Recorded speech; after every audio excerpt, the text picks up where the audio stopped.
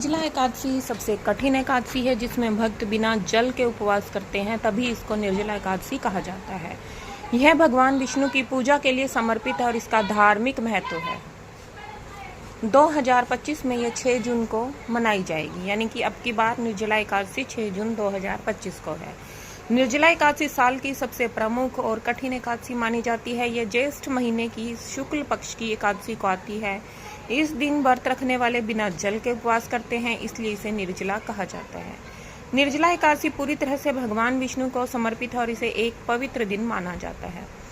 इस दिन लोग प्रार्थना करते हैं और निर्जला व्रत रखते हैं और भगवान विष्णु का आशीर्वाद मांगते हैं।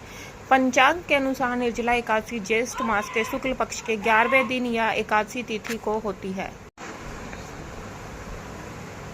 6 जून 2025 को निर्जला एकादशी मनाई जाएगी। वैष्णव भक्त 7 जून 2025 को निर्जला एकादशी व्रत रखेंगे।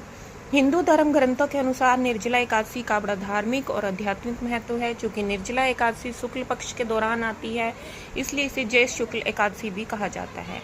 निर्जला व्रत बिना भोजन या पानी के रखा जाता है। द्वादशी तिथि पर भक्तों को अपना उपवास तोड़ने के बाद केवल पानी पीने की अनुमति होती है।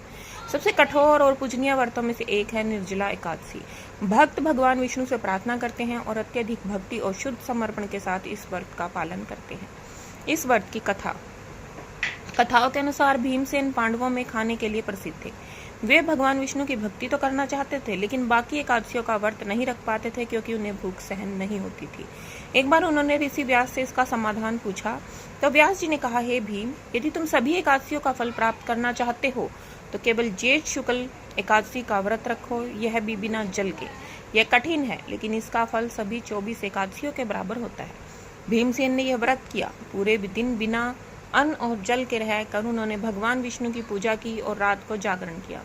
इससे प्रसन्न होकर भगवान विष्णु ने उन्हें आशीर्वाद दिया कि जो भी भक्त श्रद्धा से निर्जला एकादशी का व्रत करेगा, उसे समस्त एकादशियों का पुण्य मिलेगा और मोक्ष की प्राप्ति होगी। इस दिन भक्त सूर्योदय से पहले स्नान कर व्रत का संकल्प लेते हैं और भगवान विष्णु की पूजा अर्चना करते हैं। अगले दिन द्वादशी को ही व्रत तोड़ते हैं और निर्जला व्रत एकादशी का व्रत आत्म संयम, श्रद्धा और भक्ति का प्रतीक है।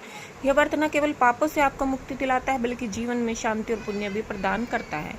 इस दिन हमें क्या करना चाहिए? सफाई के बाद सुबह सुबह अपनी पूजा अनुष्ठान शुरू करें। एक लकड़ी के तख्ते पर भगवान विष्णु की मूर्ति स्थापित करें। फूल, घर की बनी मिठाई, चंदन का तिलक और देसी घी का दिया जलाएं। भक्तों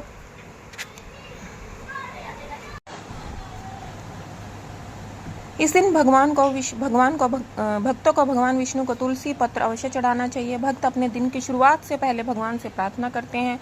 पूरे दिन श्री कृष्ण महामंत्र का जाप अवश्य करना चाहिए। अगले दिन द्वादशी तिथि को पारण करने के दौरान अपना व्रत खोलना चाहिए और खाना पीना चाहिए।